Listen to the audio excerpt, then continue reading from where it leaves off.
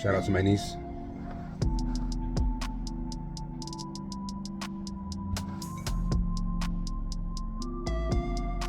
Okay, so next definition in the quick definition series is subcutaneous fat, which you heard me mention in the last video. Remember, 2 types of fat. Second one I'm talking about, subcutaneous fat, aka subQ fat for short. Now, the subcutaneous fat is, like I said, the surface fat. This is the fat that gives you shape. This is the fat that is just under the dermis layers, right below the skin, above the muscle. This is this stuff here that you can't get rid of. And all of this and this, that, all of it, all the surface fat, right? It's jiggly, invisible.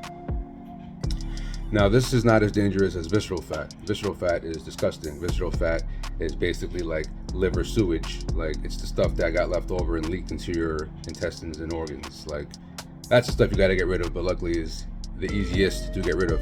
The subcutaneous fat is like luggage. This is the stuff that hangs around, but it's not all bad, right? We all need to have some subcutaneous fat on us.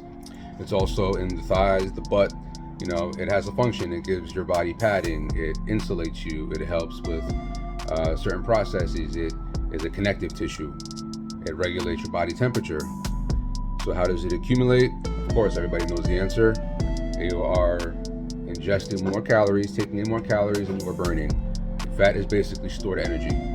So you are consuming too much energy based on the amount of calories you're eating, and you're not burning it, you're not utilizing it, so your body is storing it as fat. And that's why it hangs around, because you're not using the energy, and it's gonna just sit there until it's needed. It's like storage that you forget about, you know? And while it's not as dangerous as visceral fat, you still can have a lot of problems because of it.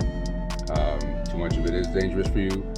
Of course, it adds to your weight, and too much weight leads to other problems with your bones and osteoporosis as you get older, and your joints, etc., etc.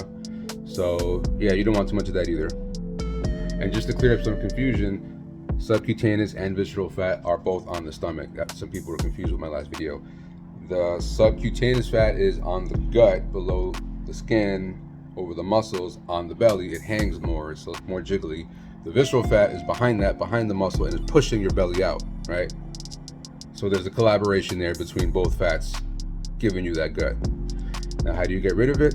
Of course, obvious, diet and exercise. No other way. And it's all exercise. You can't spot train it. You can't lay down and do a million crunches and sit-ups and it's just gonna melt off first. Like, no, you just gotta do the whole work. You gotta work out your whole body. You gotta do the diet, the exercise. It's all gonna come off. You just gotta be consistent with it. That was my quick definition number 2. I'll see y'all later.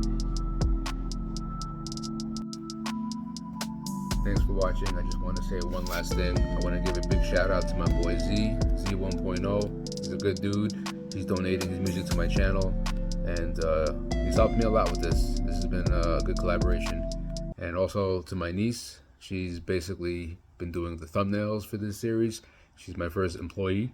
I'm giving her some work ethic, giving her projects. You know, she's trying to get her art off the ground. She's not 18 yet, so her page is not public. So I'm just trying to get her practice, and supporting me will support her as well. This is kind of a family thing now. Thanks, y'all. Later.